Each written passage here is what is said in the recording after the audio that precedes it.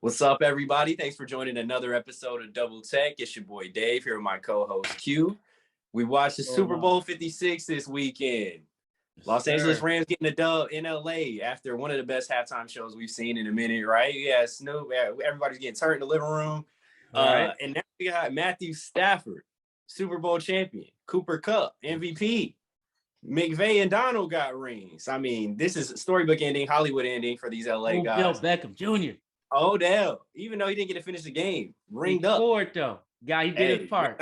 They wouldn't have got this far without him. So, what's your initial thoughts on the game? I mean, it was amazing. Like you said, it's a lot of narratives, a lot of stories. I mean, like you said, Stafford, so much hate in Detroit, no matter how many 4,000 plus yard seasons he's thrown. You've got, Cooper Kupp, and, a lot of people, congrats to him. He played an amazing game, but we also seen the way that having Matthew Stafford makes him that much better of a player. You see Sean McVay goes and gets him a ring with the fire up under him because the way that game looked, if they wouldn't have got it done, I know a lot of people say they don't think it was true, but the way that fire looked, if he didn't get that done, they might have tried to find someone who can. And Odell Beckham Jr., he's been going through it. It sucks he hurt himself, but one thing he could say that a lot of people will never be able to is that he's got a Super Bowl. And I think the other most important thing to say here is the Bengals showed they belonged in the Super Bowl. It wasn't a fluke. They did. It wasn't a fluke. It wasn't a blowout. They went out there and went up against a team who beat the Buccaneers, who beat Green Bay's and all these stuff. They beat Kansas City to get there. They beat the Titans to get there, all these games. And that was accumulation of, it wasn't luck. They went out there, played an amazing game. And you put Stafford in a position to win the game at the end, which is what I think most fans, Rams fans may not know. They've only had him for a year. But the Lions fans do know. You put Stafford in that situation, it's money. It's game over. Yeah, it's game over. This is the first quarterback to have 3 drives in a row, game winners, in order to achieve the Super Bowl. This is the guy who just tied 50 touchdowns with Tom Brady for the most in a single postseason combined with regular season to win the Super Bowl. Stafford is carrying, it's not Cooper Kupp. I mean, he was out there, they got 23 carries for 43 yards. So we're under 2 yards a carry. Was wild is the way it looked was it was about to be 3 touchdowns from Odell Beckham is how the game started off. That's how it started. Yeah, so it looked like they were about to feast. And with Odell going out, you were left with Kupp, Skowronek, Van Jefferson. You're already down to the extras. There's no Higbee. They didn't have Robert Woods, who they're going to have next season. This team is stacked, and they were down to the bottom barrel of what they could provide on the roster, and Stafford still found a way. What was interesting to me in the Super Bowl is that the Bengals did absolutely everything they could to take away Kupp from scheme perspective. But Stafford continued to manipulate the defense and get to his number one guy over and over. That's not Kupp just winning his route over and over. Without Stafford's play, especially on that final drive when we saw the no look and looking off the safety to create the window to Kupp, that's the elite quarterback play that this type of receiver, Kupp has never played with that before. And we've seen is Kupp the most talented receiver in the league right now? No. I don't think so. So what could Stafford do with the most? Well, Calvin Johnson. And that was early in his career. That was before he had all these tricks. That's before he had this full bag. So Stafford right now, I think, is the best quarterback in the NFL. Proved it. With Brady no longer here, that's the clear mark. I'm putting him over Mahomes. What they say, until somebody beats you. And a lot of people love to say Mahomes, congrats on his accolades, but we just learned this past season he doesn't really know how to read defenses. So, that's neither here nor there. So I don't know if I want to say he's a great quarterback with probably the best skill set around him. But I don't think he's the best quarterback. They always show sidearms and stuff. We've been there, done that. We've seen Aaron Rodgers and Matthew Stafford do that for majority of their careers. Problem is, Lions just aren't on TV that often. You got Thanksgiving and Christmas. That's about it. I could agree. Who do you put up there, line up with him right now that can go out there and consistently ball it? Rodgers, but he couldn't get it done with the playoffs right now. But we're not going to hold that against him right now. But as a whole, those are your 2 guys, especially if he stays on the Rams. Yeah, on the Rams, I think they're just ascending. This is the beginning. Matthew Stafford's been a quarterback since he's 20 years old. So now he's at the point where he's 33. That's quarterback prime. There's no reason to think that he's going to slow down. It's all about his desire to want to go out there. He's tasted it. He's tasted the blood now. He's tasted the win. Yeah. Prior, what was it? prior to the Super Bowl, one of the games after, and one of their playoff games, he said he wanted to steal someone's soul. That's what he loved about these type of games, was to be in a position to take someone's soul away from them when they thought they were going to win. That's how you know Burrow didn't stand a chance at the end.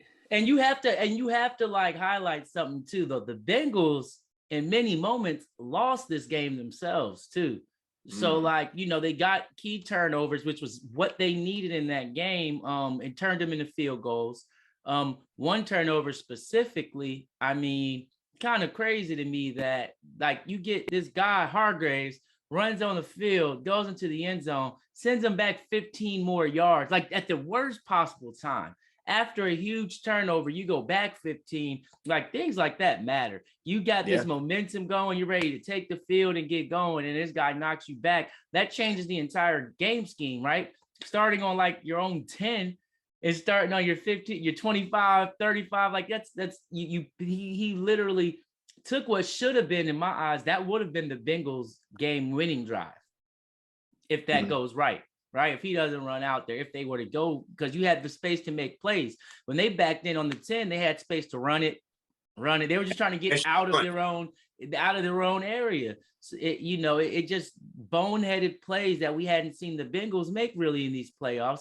A lot of people talked about the late penalties. Yeah, these weren't like tit-tatty quick fouls though. Like, we're talking about people were showing when Ramsey grabbed on Buddy's towel or whatever. These weren't towel grabs. These were like carry you, don't get over to the side. The ball's still in the ball's in the air. You can't not call that. Oh yeah, on the final Bengals touchdown, I mean, there was offensive pass interference on the Bengals against Ramsey, which they let go. So that's how they're letting them play. Okay. Then we get later into the game-winning drive. People are upset about the pass interference that was called on Logan Wilson against Cooper Kupp. But you have linebacker or wide receiver matchup. I mean, any type of adjusting his hips or grabbing onto him, that's going to be a flag from the ref. We know this is the number one receiver in the league. You're telling me your linebacker is guarding him one-on-one? No. Keeping up with him? Yeah, that's not how that's going. So you can't even attempt to cheat that. Like, because if people see, like, you can't even attempt to cheat that. Because you want to get away with little things like that. That's part of the game. You know what I mean? And the avoidance and being physical, a little bit extra contact. One thing that we talk about in NBA is when they have the 3-second rule, that 2.9, you're trying to get to that 2.9 as much as possible.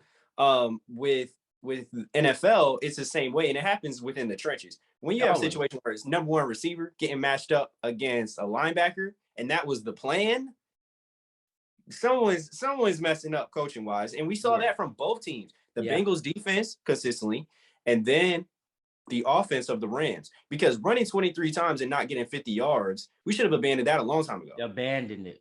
You put Stafford in a position where now he has to go second and long, third and long, 3rd and 7.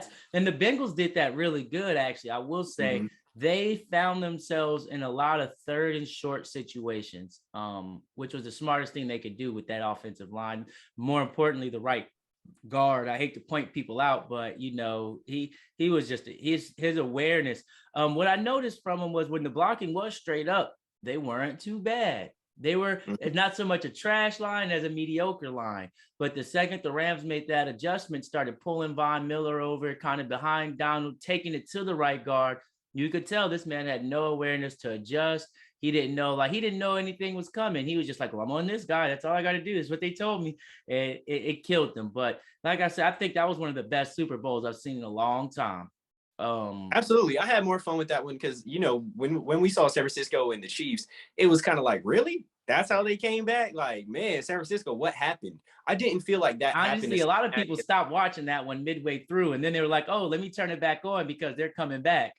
Right, which kind of felt more like San Francisco fumbled the bag, right? Fumbled the whole Super Bowl. And then Kansas City versus Tampa Bay, we all seen how that went. We all knew the Bucs were going to slaughter right there. So the Rams took this game. That's the most exciting part to me. Is it could have gone either way, and the Rams went out and took it. And Stafford had one drive to the Hall of Fame, and he completed it. Yep.